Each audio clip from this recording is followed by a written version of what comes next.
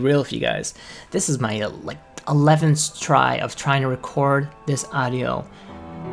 It's been almost 3 hours just recording and trying to find the right audio, the right recorder. The inbuilt audio recorder for the software doesn't work unless I have it all timed to a 5 interval where it changes the slide every 5 seconds, and it's so frustrating. And I don't know, when I watch these videos that are uploaded onto YouTube, they're all so perfect, and I wonder how many hours do they put into it? How frustrating? How many times they scream at the computer out of frustration? I'm always screaming at this computer. I'm wondering if my my Korean neighbors are gonna start shouting at me in South Korean and South Korean. But yeah, it's so frustrating, and it's so frustrating to try to put these videos, to try to do something you've never done in a medium you've never done before. Because I just want to write stories. I don't know, but if you don't have an audience, if you really need to broadcast yourself, you gotta do stuff that maybe other people will find interesting while you find interesting. And anyway, it's just been so long. I started this at 6 o'clock. It's almost 9 o'clock. Now it's 20 minutes before 9 in the morning. And it's just been this long ordeal of trying to record the voice onto the audio.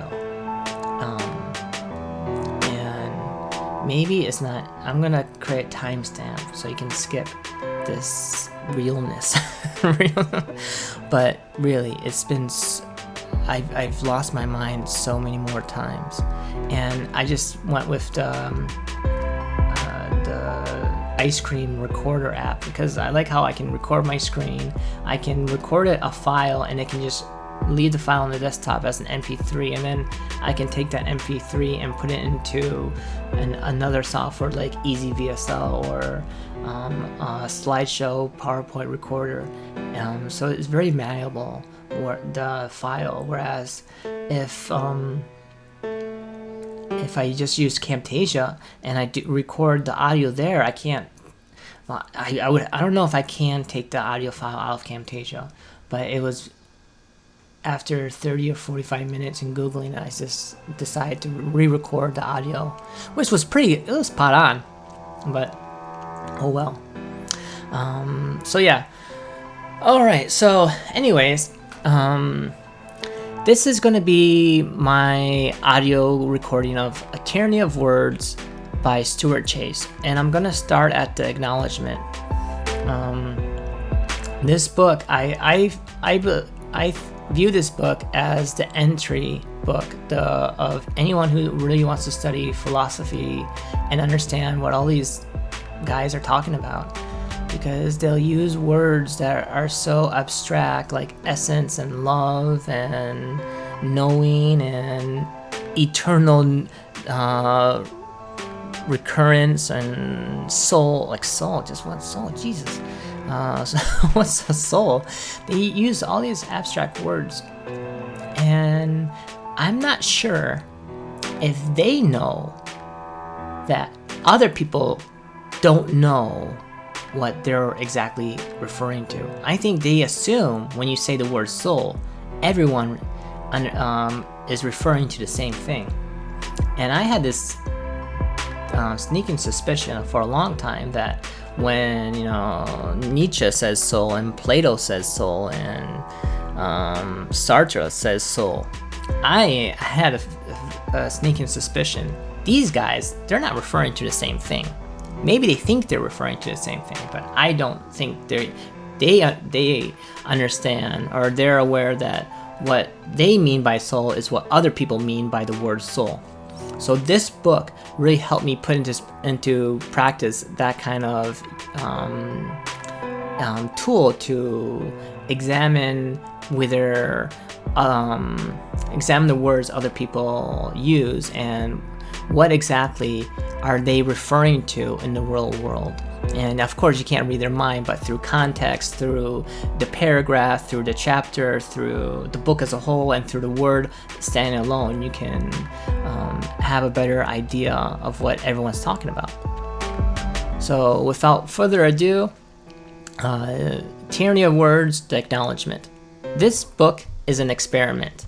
Is it possible to explain words with words?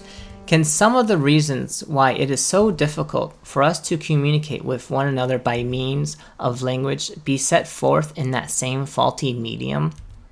It is for the reader to judge. I have read a few books which have broadened my understanding of the world in which I live. These contributions I attempt to pass on. To them I have added much illustrative material, and a few conclusions of my own. The subject dealt with human communication has worried me for many years. I believe it worries every person who thinks about language at all. Does B know what A is talking about? Does A himself know clearly what he is talking about? How often do minds meet? How often do they completely miss each other? This is the problem in politics today, or in society today, where we don't want our minds to meet. We're just always missing each other and calling each other, racist that or sexist this, and we never try to understand what the other person is saying, especially when they invoke strong, visceral reactions inside us. How many of the world's misfortunes are due to such misses? As a result of this uneasiness, I long ago formulated a few rules which I tried to follow in my writing and talking. They were on the edge of the subject which concerns us in this book. In due time, I found certain men who had penetrated boldly into the heart of the subject, equipped with tools of analysis, more sharp than any I had used. I followed behind them here. I do not tell all that they tell, because I do not understand all that they tell.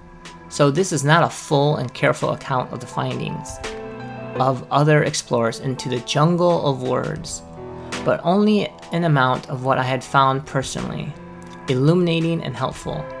To Alfred Korzybski, C.K. Ogden, I.A. Richards, and P.W. Brigman. I tender my profound gratitude for the help they have extended, and ask their indulgence for what I have left unsaid. To E.T. Bell, Lancelot Hogbin, Thurman W. Arnold, E.S. Robinson, Jerome Frank, Walton Hamilton, Henshaw Ward, that's a cool name, and others quoted in the text, I am only less indebted. The manuscript has been read and criticized in whole, or in part by Walter N. Polakov, John and Francis Gunther, Dr. and Mrs. Hugh H. Darby, Bassett Jones, Raymond Graham Swing, and Morris Ernst. My debt to them is great. H.M. Fain and Beverly McGee, that's a fun name, typed the entire manuscript twice and contributed various valuable suggestions. My son Robert Harkfill Chase consented to act the part of guinea pig, marking in green pencil those portions of the manuscript not clear to him. A boy of 21.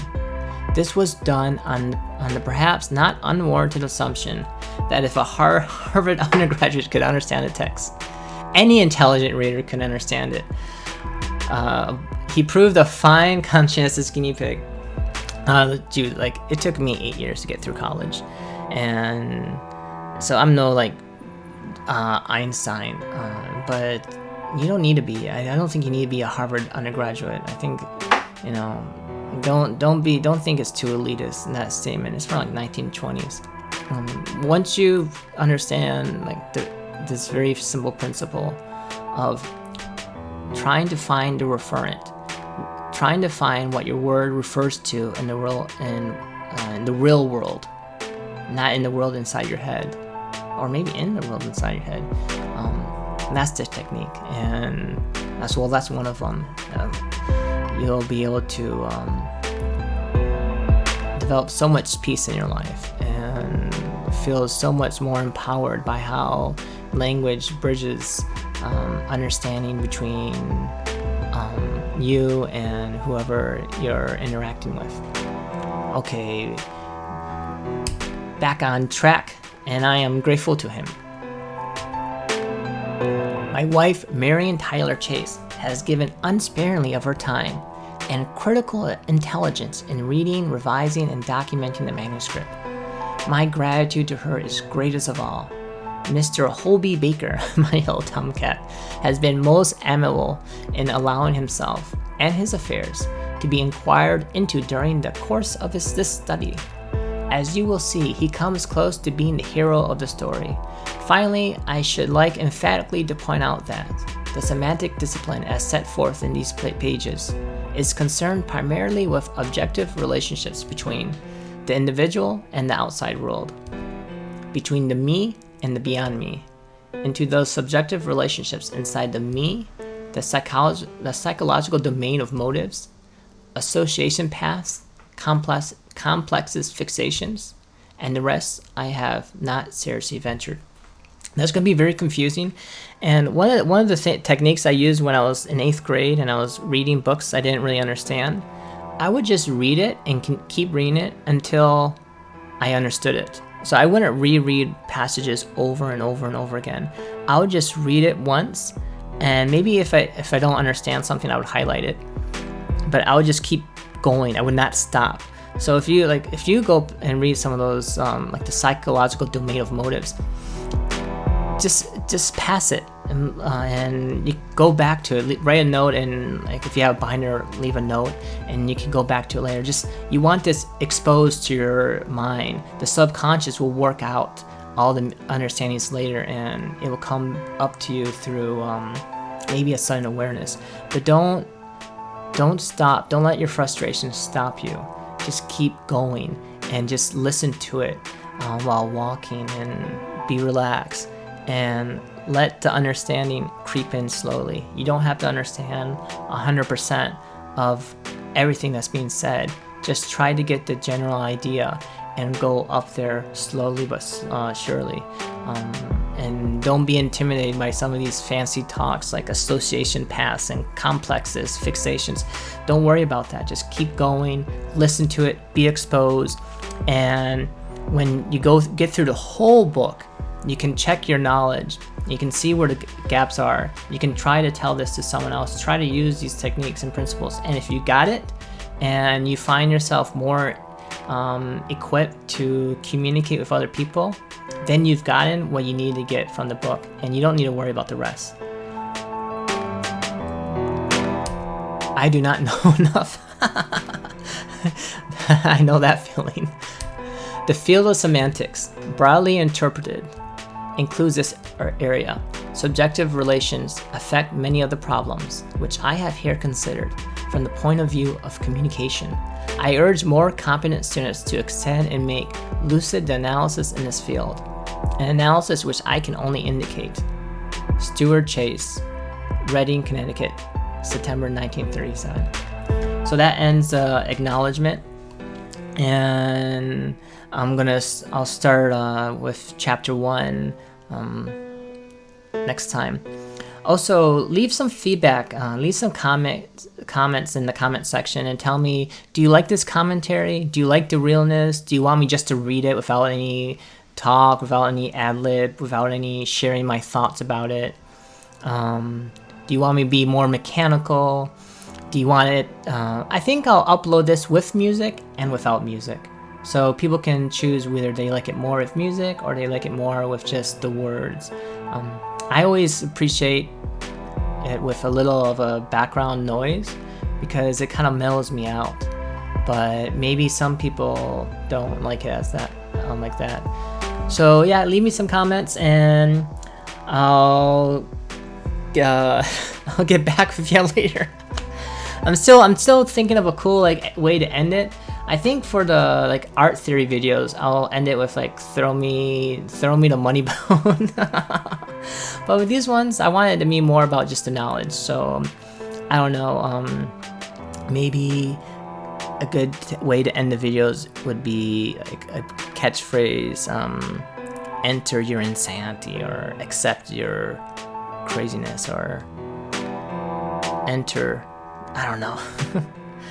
Yeah, so if you have a good way idea of how I should end these videos, a good catchphrase, put them in the comments. All right, till next time.